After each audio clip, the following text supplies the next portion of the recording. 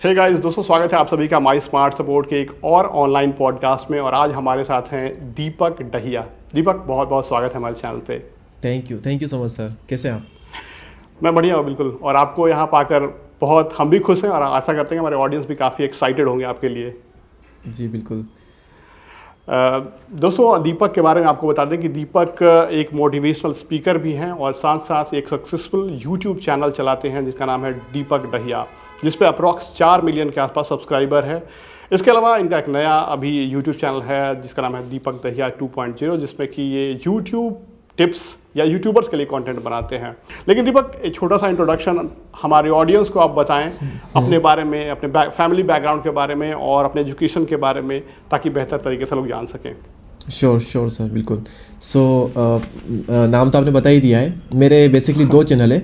एक मेरा चैनल है दीपक दहिया, जिस पर मैं मोटिवेशनल कंटेंट, सेल्फ हेल्प का जो कंटेंट है वो अपलोड करता हूँ। एंड सेकंड है दीपक दहिया 2.0, जिसमें जो कंटेंट वो है क्रिएटर्स के लिए मेनली। जो कंटेंट है मेनली पूरा क्रिएटर्स के लिए। अगर कोई क्रिएटर बनना चाहता है तो मेरा जो पूरी जर्नी रही है उसमें मैं अपना नॉलेज शेयर करता हूँ, एक्सपीरियंस शेयर करता हूँ, एडवाइस वगैरह देता हूँ, जेन्युइन एडवाइस की कैसे आगे बढ़ना चाहिए, कैसे ग्रो कर सकते हैं चैनल, कैसे लॉन्ग टर्म में टिके वगैरह वगैरह। तो ये सारी चीज़ होती है। तो ये दोनों चैनल से। एंड मैंने अपनी जर्नी स्टार्ट की थी आज से ठीक 5 साल पहले, जनवरी 2019 में। ओके। 5 साल उसको हो चुके हैं। तब मैं एक स्टूडेंट था, 11th क्लास में मैं था। एंड माइंड में था कि यार पढ़ाई के साथ साथ में ना कुछ कुछ करना है, कुछ ना कुछ करना ही है। पढ़ाई क्या थी दीपक? आप मतलब ग्रेजुएशन क्या किया आपने? नहीं, मैंने फर्स्ट ईयर किया, फिर देन ड्रॉप दे दिया मैंने। Oh my God. अच्छा, क्यों? पढ़ने के बारे में क्यों नहीं सोचा? भाई उसी बीच में आ गए थे मतलब? मैं 11th में आया था, 11th क्लास में मैं था, तब मैंने यूट्यूब स्टार्ट किया था। Oh my God. हाँ, मैं 11th में था तब मैंने किया था। देन 11th करी, 12th करी, फर्स्ट ईयर किया। देन फर्स्ट ईयर तो मैं काफ़ी स्टेबल हो चुका था। एंड मुझे वहाँ कुछ सेंस लग नहीं रहा था, उस फील्ड में मुझे करना भी नहीं था। तो ऐसा लग रहा था कि टाइम काफ़ी ज़्यादा जा रहा है वहाँ पर। देन मैंने फिर वो क्विट कर दिया। वैसे मैं 12th बाद ही मेरा माइंड पूरा क्लियर था कि नहीं करेंगे, लेकिन फिर भी मैंने फर्स्ट ईयर कर ही लिया और फर्स्ट ईयर के बाद में फिर फाइनली ड्रॉप कर दिया। तो टिल नाउ आप वहीं तक पढ़े हैं, आगे प्रोसीड नहीं किया आपने? नहीं, वहीं तक। गुड।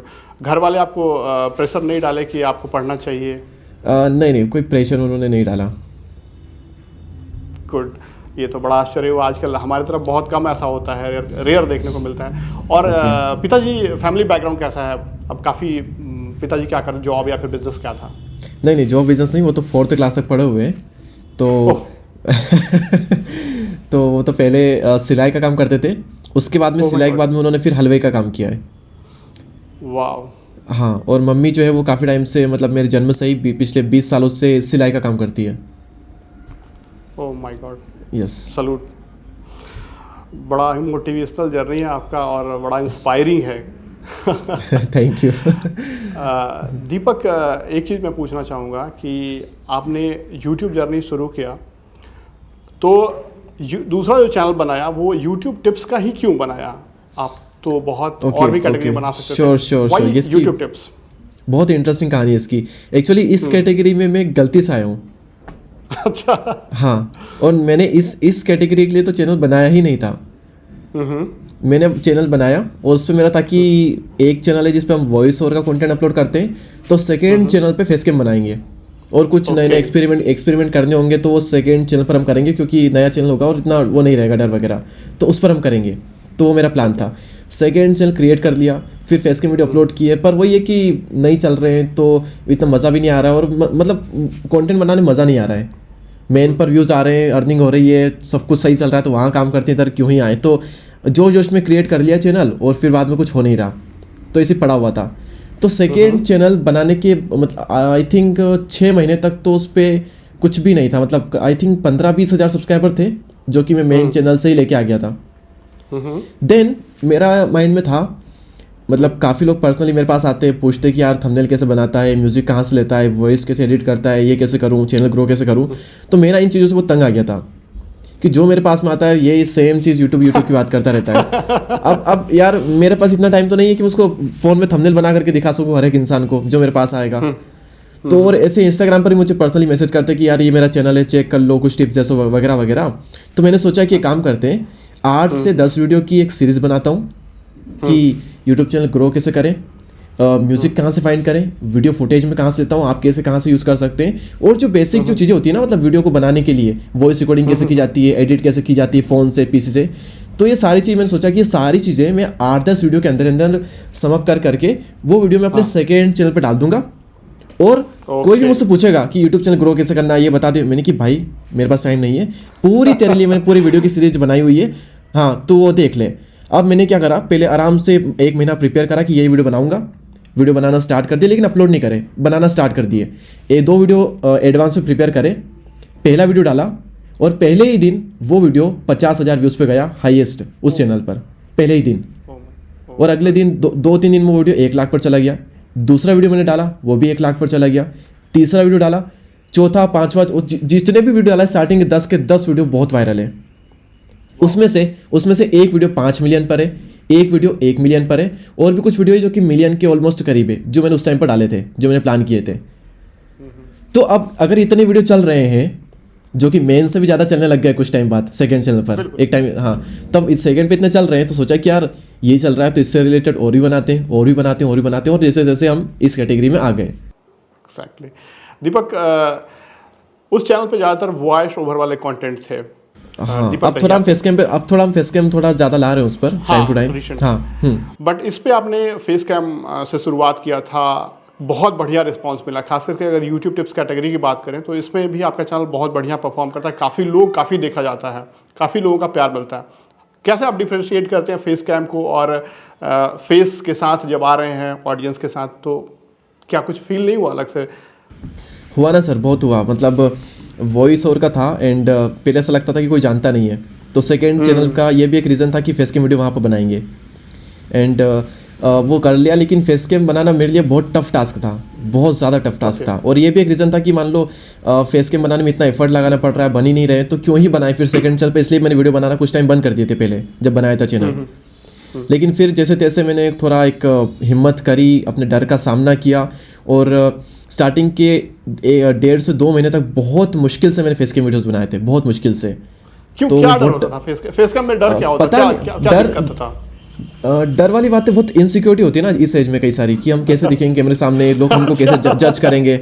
लोगों ने पहले ही माइंडसेट बना रखा, ये तो वो है, ऐसा है, वैसा है, वैसा है। और अगर उनको जरा सी भी गलत चीज़ दिख गई, मान लो क्या, तो अरे ये क्या, वो क्या, तो फिर वो पूरी इमेज खराब हो जाती है ना, तो फिर लोग शायद देखना छोड़ देते हैं कई बार। ये भी होता है, एंड बहुत जज करते हैं। तो वो जज होने का डर था, इनसिक्योरिटीज़ थी, बोलना नहीं आता था कैमरे के सामने कैसे बोला जाता है, कैसे कंपेयर करते हैं ना कि यार वो कितना अच्छा बोल रहा है कैमरे में, मैं ऐसा बोल रहा हूँ। तो ऐसी बहुत सारी चीज़ें होती थी, तो उन सबका सामना किया, बोलते गया, करते गया, एंड बहुत फंबलिंग होती।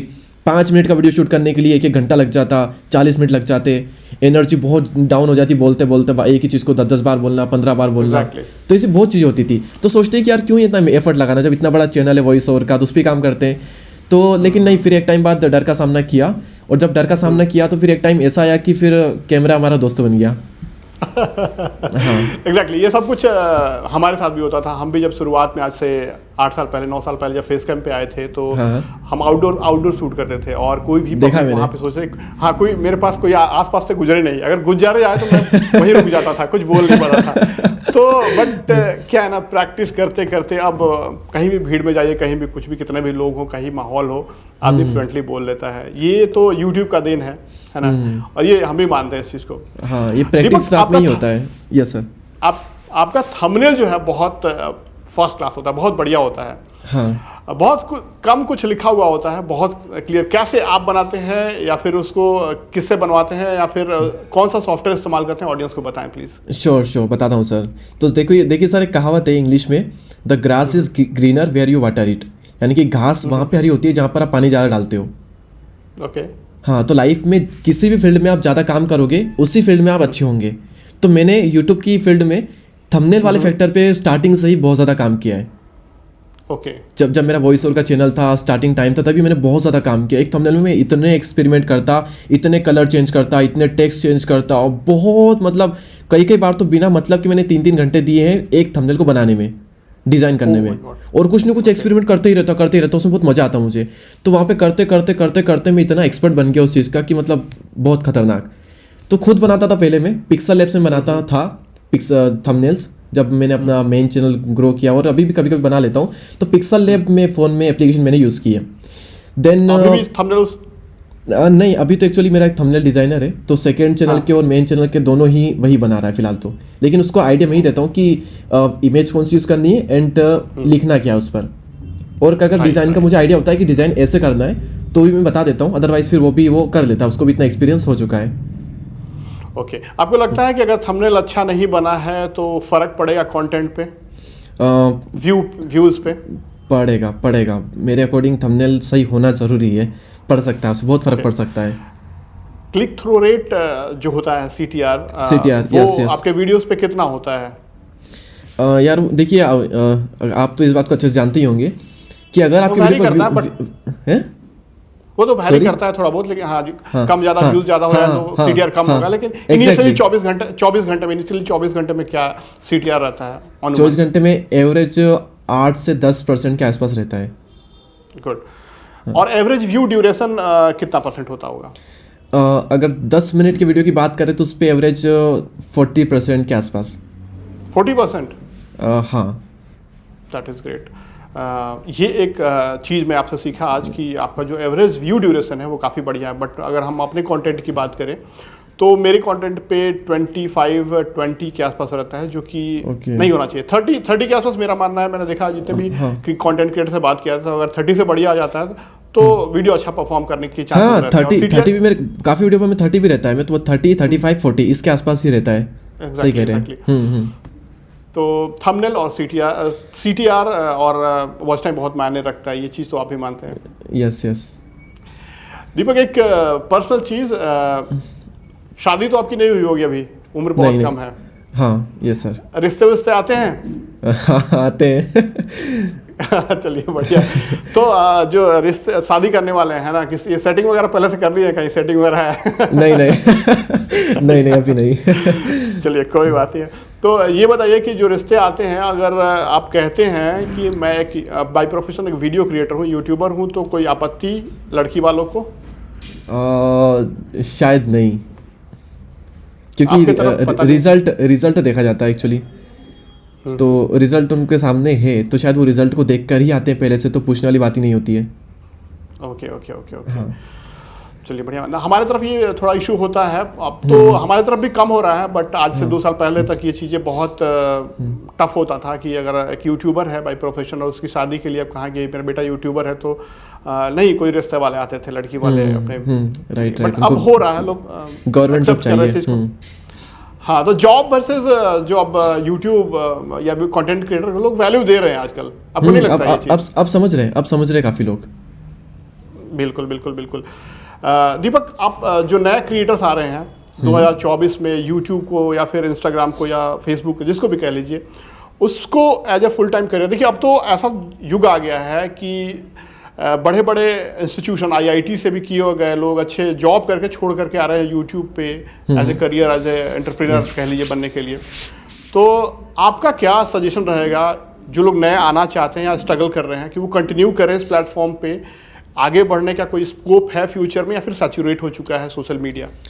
नहीं, ये मैंने हमेशा मैं कहता हूँ, मैंने 1 साल पहले वाले वीडियो में भी कहा था कि पहले भी कई सारे कंटेंट क्रिएटर आए हैं, अभी भी आ रहे हैं, वो ग्रो कर रहे हैं और आगे भी आ करके ग्रो करेंगे। जो अभी हमारे सामने बिल्कुल है नहीं, वो भी आके ग्रो कर जाएंगे। तो ऐसी बात नहीं है कि ग्रो नहीं किया जा सकता है। और कई लोग सोचते हैं कि यार ये जॉब छोड़ के आया है, ये पढ़ाई छोड़ करके आया है वगैरह वगैरह और फिर ग्रो कर गया। नहीं, ग्रो करने के बाद में हम जॉब या फिर अपनी जो स्टडी होती है वो छोड़ते हैं तब।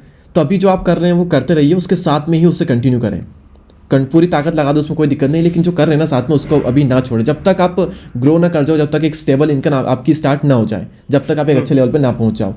तो सबसे मेन एडवाइस मेरी यही रहेगी, पढ़ाई कर रहे हैं करिए, जॉब कर रहे हैं करिए, बिजनेस कर रहे हैं करिए, लेकिन उसको छोड़िए मत, यूट्यूब भी करिए साथ में। हाँ, तो किसी काम को छोड़ना नहीं, यूट्यूब साथ में, यूट्यूब भी करो वो भी करो, दोनों को करते रहो। उसके बाद में अगर आप सिर्फ लालच की वजह से आ रहे हो कि यार यूट्यूब बहुत ट्रेंड में है, बहुत लोग वायरल जा रहे हैं, तो मैं भी वायरल जाऊंगा, मैं भी पैसे कमाऊंगा, तो ये शायद एक गलत सोच है। मेरे केस में मैं किसी को देख करके नहीं आया था, ना ही पैसों की ज़्यादा लालच में आया था। बस मेरे अंदर था कि यार नहीं, करना है तो करना है, इसमें कोई लालच वाली बात नहीं है, लेकिन हाँ करना है, इसमें इंटरेस्ट बहुत है, मज़ा बहुत आएगा, इसमें फोड़ के रख देंगे। ऐसी फीलिंग अंदर से आती है ना, तब काम करने मज़ा आता है, तब आप लंबा टिक भी पाते हो इसमें।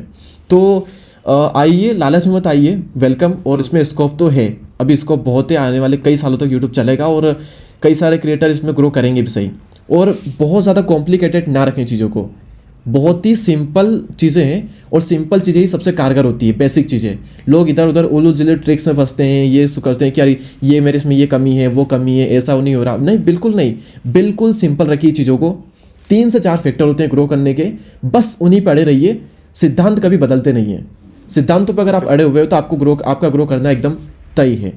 अब 2 तरीके होते हैं ग्रो करने के। एक तो ये कि आप या तो कुछ नया लाओ, या फिर आप जो कर रहे हो उसको नए तरीके से करो। ये 2 तरीके होते हैं, या तो नया करो या फिर जो कर रहे हो उसको नए तरीके से करो। तो अगर आप नया कहाँ से करें, इसके लिए आप जाओ विदेश, फॉरेन में फ्लाइट पकड़ के नहीं जाना है, फॉरेन के चैनल्स को सर्च करना है है ना। फॉरेन के चैनल को सर्च करना है, वहाँ पर क्या क्या नया ला रहे हैं लोग। कई सारी चीज़ें जो इंडिया में लोग ला ही नहीं रहे हैं अभी तक, वहाँ पर इसी चीज़ चल रही है और हर फील्ड में वो हमसे बहुत आगे। तो ऐसा क्या कर सकते हैं कि वहाँ का कंटेंट हम यहाँ ला सकते हैं और हमारी ऑडियंस को डिलीवर कर सकते हैं। ऐसी बहुत चीज़ें हैं।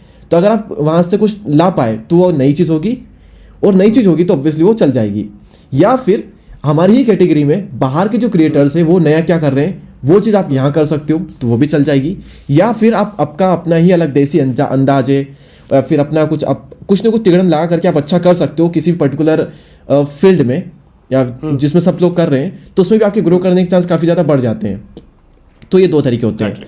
हाँ, और ये अगर आप और कैटेगरी फाइंड करने के बाद में, यानी कि जो आपको करना है उसमें आप या तो नया कर रहे हो या फिर जो कर रहे हो उसको नए तरीके से कर रहे हो, उसके बाद में उस पर बने रहिए। आधे से ज़्यादा क्रिएटर, मतलब मैंने देखता हूँ 60 to 70% क्रिएटर ना बीच में बहुत लंबी लंबी गैप देते हैं कि थोड़ा टाइम करा फिर छोड़ दिया, फिर 2-3 महीने बाद पता नहीं कहाँ से कोई मोटिवेशन आया उसके अंदर और फिर से शुरू कर दिया। 1-2-3 महीने करे, 3-4 महीने करे, और फिर 6 महीने के लिए भाई साहब कहाँ गायब हो गए, और फिर आए 6 महीने बाद में कि फिर से यूट्यूब पर आते हैं। तो ये बिल्कुल भी ना करें। ऐसा करना है तो बिल्कुल भी मत करो। अपना जो काम कर रहे हो करते रहो। दुनिया में बहुत काम है, सिर्फ यूट्यूब ही नहीं है। तो करो तो फिर एटलीस्ट यार 7 से 8 महीने तो बिल्कुल रेगुलर रहो, कंसिस्टेंसी को मेंटेन करो और अपने कंटेंट में डे बाय डे इंप्रूव करते रहो, सीखते रहो, इंप्रूव करते रहो, सीखते रहो, इंप्रूव करते रहो। ये करते रहो। एक टाइम बाद कंटेंट में इतना निखार आएगा ना, मज़ा आ जाएगा आपको खुद को देख करके। और फिर 7 से 8 महीने बाद रिजल्ट देखो। अगर रिजल्ट नहीं मिलता है, थोड़ा सा और कंटिन्यू करो और देखो कि कहाँ गलती रह गई, बस चैनल ग्रो कर जाएगा। इतना सिंपल होता है। और ये फॉर्मूला और ये सिद्धांत मैंने सभी के साथ में मतलब देखा है। आई थिंक 80 to 90% के साथ में यही होता है। वो कंसिस्टेंसी को मेंटेन करते हैं, कंटेंट को इंप्रूव करते हैं, और इंप्रूव करते करते एक टाइम बाद इतना निखार आ जाता है कंटेंट में कि फिर वो चले जाता है। सच कह रहा हूँ ना सर? बिल्कुल सही। समय देना पड़ेगा, पेशेंस रख के काम करना पड़ेगा, रेगुलरिटी के साथ। एग्जैक्टली। और अपने कंटेंट में हमेशा इंप्रूवमेंट लाना होगा। एग्जैक्टली। दीपक, एक चीज़ हम पूछना चाहेंगे, जो कि आजकल के जो नए लोग आते हैं जिनके पास बजट कम है, पहले क्या था कि स्मार्टफोन से, हम लोग भी स्मार्टफोन से शुरू किए थे। स्मार्टफोन में फेस कैम आता था, कहीं पे वीडियो शुरू किया, उसी से एडिट करके डाल दिया। आज अगर आप देखा जाए तो ऑडियंस या यूट्यूब पे खुद भी कंटेंट की क्वालिटी बहुत इंप्रूव हो गई, बहुत हाई क्वालिटी आती है। ऑडियो वीडियो साथ साथ उस पर जो एडिटिंग होती है वो बहुत बढ़िया हो रही है। इवन अब लोग टीम रख के काम कर रहे हैं। जो भी बड़े यूट्यूबर कंटेंट क्रिएटर हैं उनके पास टीम रहती है, एडिटिंग के लिए अलग, थंबनेल के लिए अलग, रिसर्च के लिए अलग, सब कुछ। बहुत लोगों का ग्रुप बन के चैनल चल रहा है। तो वैसी स्थिति में एक बंदा जो पार्ट टाइम में शुरू करना चाहता है सिर्फ एक स्मार्टफोन से, तो क्या वो सफल होने के चांसेस हैं उसके इन कंपेयर टू वो लोग जो टीम में काम कर रहे हैं हाई क्वालिटी के साथ? सर बिल्कुल चांसेस उसके, पूरी चांसेस है। क्योंकि आप बोल रहे हैं कि क्वालिटी काफ़ी इंप्रूव हुई है, बाकी काफ़ी इंप्रूव हुई है। तो हमारे टाइम पे जो सॉफ्टवेयर थे उससे काफ़ी अच्छे सॉफ्टवेयर और बहुत ही ईजी सॉफ्टवेयर अब मार्केट में आ चुके हैं। हमारे टाइम पे सिर्फ एक सॉफ्टवेयर माना जाता था, आई थिंक काइनमास्टर। उसके अलावा वीडियो एडिटिंग में किसी का नाम भी नहीं आता था। और अभी आई थिंक लोग कोई भी काइनमास्टर का यूज़ ही नहीं कर रहा है। VN, InShot, CapCut और ऐसे ट्रांजिशन, ऐसे इफेक्ट और क्या एडिटिंग हो रही है उनमें, और लोग कर भी रहे हैं, बहुत तगड़े तरीके से कर रहे हैं। इनफैक्ट जो लोग PC से एडिटिंग कर रहे हैं, टीम बनाकर कर रहे हैं, उनसे अच्छा वो लोग कर रहे हैं जो कई सारे जो फ़ोन से कर रहे हैं सिर्फ ओनली। हाँ, तो यही बात वहीं पर आ जाती है कि जो करने वाला होता है ना वो फ़ोन से बहुत अच्छा कर जाएगा, और जो नहीं करने वाला है वो सब कुछ होने के बाद भी कुछ नहीं कर पाएगा। एग्जैक्टली। कई लोगों का सोच होता है दीपक कि पहले हम सब गैजेट्स खरीद लेते हैं, ड्रोन खरीद लेते हैं, कैमरा खरीद लेते हैं, लेंसेज खरीद लेते हैं, स्टूडियो सेटअप कर लेते हैं। क्या एक क्रिएटर को ये सब जरूरी है शुरुआत में, या फिर वो सीधे अपने पैशन के साथ आगे बढ़ जाए? नहीं नहीं नहीं नहीं, मैं तो किसी को रिकमेंड नहीं करूंगा। अगर आपके पास में इतने पैसे नहीं है तो आप कहीं से पैसों का बंदोबस्त करके सारी चीज़ें अरेंज करो, या फिर अपनी अच्छी खासी इन्वेस्टमेंट यहाँ पर लगाओ और फिर ये सब करो। नहीं करो, आप पहले अपने फ़ोन से स्टार्ट करो। आपको लगता है कि मेरे अंदर वो जुनून जोश दिख रहा है, चैनल में हल्का सा फ़र्क दिख रहा है, हल्की सी अर्निंग स्टार्ट हो रही है, उसके बाद में अपना पूरा जो इन्वेस्टमेंट है ना वो इसमें लगाओ। फिर उसके बाद पहले से मत लगाओ। हाँ, आपको पहले खुद में कमा रहे हाँ हैं वो आने लगेंगे तो आप लगाइए, अपग्रेड कीजिए। हाँ, और हाँ, अगर पैसा कमाने लग गए ना तो फिर इसके अलावा कहीं मत लगाओ सबसे पहले। एग्जैक्टली। हाँ, अगर पैसे कमाने लग गए तो। दीपक, एक सवाल है मेरा, आप बिलीव करते हैं या नहीं कि YouTube पे अगर कोई यूट्यूबर सफल होता है तो उसमें लक का कितना मायना रखता है, कितना हिस्सा रहता है? लक फैक्टर मैटर करता है कि नहीं? तो देखिए, इस लक का जो फैक्टर है ना वो कहीं ना कहीं होता तो है, ऐसा नहीं कह सकते कि लक का फैक्टर होता ही नहीं है। तो लक का फैक्टर होता तो है। तो क्या लक के फैक्टर की वजह से कुछ क्रिएटर ग्रो कर जाएंगे और कुछ क्रिएटर ग्रो ही नहीं करेंगे? ऐसा क्या माइंड में आता है हम सबके? तो ऐसा बिल्कुल भी मैं नहीं मानता। देखिए, भगवान उसी का साथ देता है जो खुद का साथ देता है, और भगवान एक बार आपका साथ दे देगा, लक आपका एक बार साथ दे देगा, बार बार नहीं देगा। और एक बार छोड़ो, 2 बार दे दिया, 3 बार दे दिया, 4 बार लक ने आपका साथ दे दिया, उसके बाद में आप क्या करोगे अगर आपका कंटेंट में दम नहीं है तो? और वहीं दूसरी ओर, अगर आपके कंटेंट में बहुत दम है लेकिन लक आपका साथ नहीं दे रहा है, लेकिन आप डटे हुए हो लक के खिलाफ कि लक साथ नहीं दे रहा, देखते हैं कब तक साथ नहीं देगा। लक साथ नहीं दे रहा तो मेहनत तो साथ देगी, करते रहो करते रहो करते रहो। एक बार साथ नहीं दिया, 2 बार साथ नहीं दिया, काफ़ी टाइम तक साथ नहीं दिया, आपकी मेहनत एक दिन लक को मजबूर कर देगी आपका साथ देने पर। और जिस दिन लक ने फिर आपका थोड़ा सा साथ दे दिया, उसके बाद में आपका कंटेंट तो ऑलरेडी बहुत लाजवाब है, तो फिर जरूरत ही नहीं पड़ेगी लक की वहाँ पर। तो मैं ये मानता हूँ कि लक देखिए साथ देता है, लेकिन एक बार दे दिया, 2 बार दे दिया, लेकिन लक साथ दे दिया और कंटेंट में दम ही नहीं है तो लक कब तक साथ देगा? फिर ग्रो करने के बाद में एकदम ग्राफ पूरी तरीके से नीचे आ जाएगा। तो लक का फैक्टर होता है, लेकिन इतना भी नहीं जितना हम सोचते हैं वहाँ पर। एग्जैक्टली। दीपक, आप लगभग आप भी 6-7 साल आई थिंक यूट्यूब पे आप? नहीं सर, 5 साल हुए हैं। 5 साल, ओके। Yes sir. 5 साल में अगर आप बताना चाहेंगे कि आपने टोटल रेवेन्यू कितना अर्न किया होगा, अगर ऑडियंस को कंफर्टेबल है तो? Otherwise sure sir, I think 1.1 या फिर 1.2 CR। ओके। जो ज़्यादातर हिस्सा है वो यूट्यूब एड्स का है, स्पॉन्सर ब्रांड डील्स का है, एफिलिएट का है, किस चीज़ का है? 60 to 70% आई थिंक एडसेंस का है, देन बाकी स्पॉन्सरशिप का। ओके। अगर आप कंफर्टेबल हो तो आप ये जो चैनल है दीपक दहिया 2.0 जिस पे कि आप यूट्यूब टिप्स देते हैं, उस पे ब्रांड डील्स के लिए आप जो चार्ज करते हैं वो कितना होगा? श्योर सर, अगर आप हाँ श्योर बिल्कुल कंफर्टेबल सर। मैं तो वीडियो में बता चुका हूँ वैसे, पर अब यहाँ पर भी मैं बिल्कुल ओपनली बता देता हूँ। सेकेंड चैनल के लिए देखिए, अगर इंटीग्रेटेड हम किसी का प्रमोशन करते हैं तो पहले बात आती है कि ब्रांड कौन सा है, ब्रांड को देखकर की जाती है डील, और उसके बाद में एक एवरेज जो प्राइस है इंटीग्रेटेड के लिए minimum 40,000 and maximum I think 70,000, इसके बीच में हमारी डील रहती है इंटीग्रेटेड प्रमोशन की। और डेडिकेटेड प्रमोशन के लिए 1 लाख से तो 1,10,000 1,20,000 के आसपास हम लेते हैं इस चैनल पर।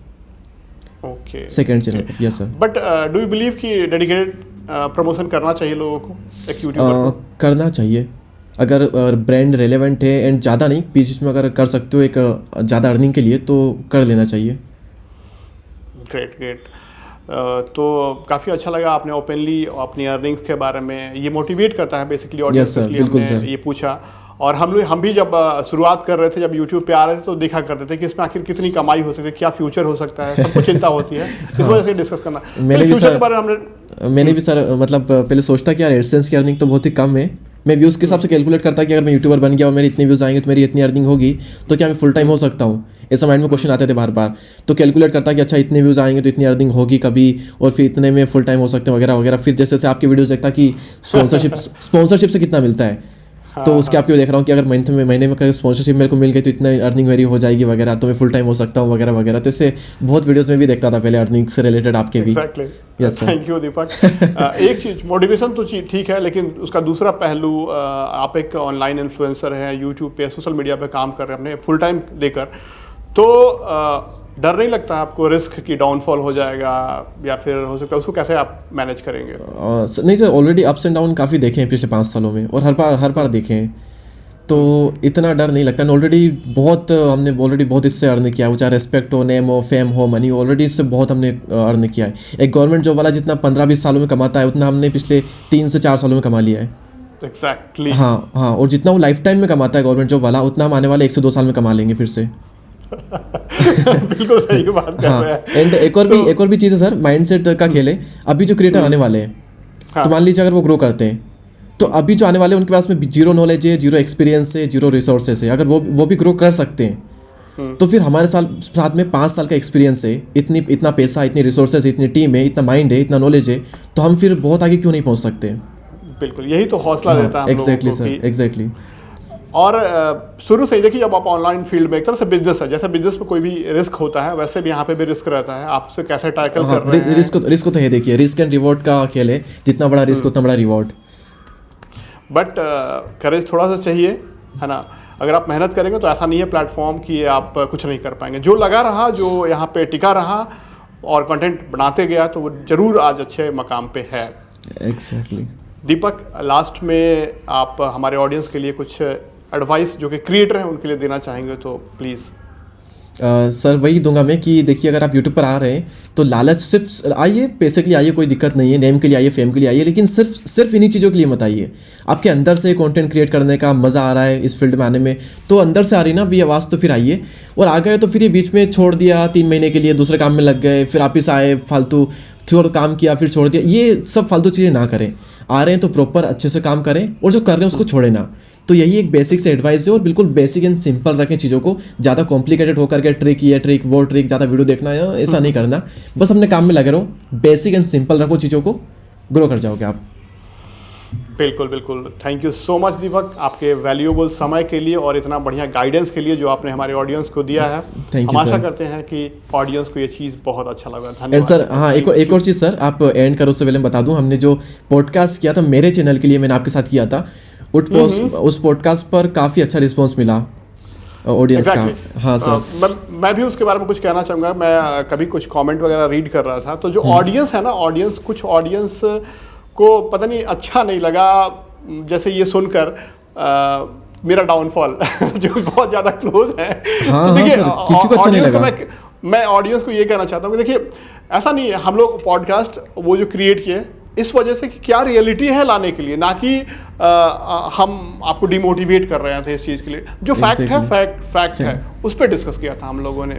एग्जैक्टली। काफ़ी सारे बड़े बड़े क्रिएटर मुझे पर्सनली मैसेज करते हैं, किसी इवेंट में मिलते हैं तो बोलते हैं कि वो पॉडकास्ट हमने देखा था, काफ़ी इन्फॉर्मेटिव था। और वो छोटे मोटे क्रिएटर नहीं बोलते, बहुत बड़े बड़े जो मिलियंस में, वो क्रिएटर मुझे आकर के बोलते हैं। एग्जैक्टली। वो काफ़ी सही लगता है मुझे। वही पॉडकास्ट देख के मुझे भी काफ़ी अच्छे क्रिएटर्स जो हैं, बड़े लेवल के क्रिएटर्स ने मुझे भी फीडबैक दिया आपके बारे में और मेरे बारे में, उस पॉडकास्ट के बारे में। अच्छा। हम आशा करते हैं ऐसे ही आपके लिए भी और पॉडकास्ट लाते रहेंगे जो कि आपके लिए बेनिफिशियल लगा। Thank you so much Deepak. Thank you, bye.